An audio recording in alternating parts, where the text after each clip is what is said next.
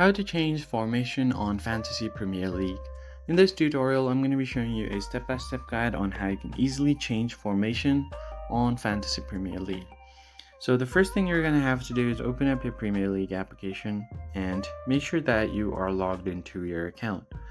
Once you're logged in, all you have to do is find the Fantasy tab at the bottom of your screen, right beside Matches. And once you head over here, you can go ahead and open up your team.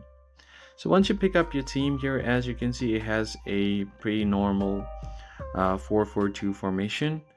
Now, if you want 3 forward players playing up top, what you're going to have to do is you'll have substitutes right here. So I have this forward player. So what I'm going to do is you're going to have to substitute this one with a defender.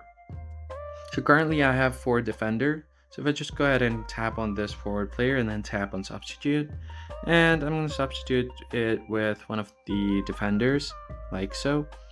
As you can see, one of the defender is now on my bench, and there are 3 players playing forward. So this is also known as the false 9 formation, where you have 3 players playing forward, which will likely increase your chances of scoring.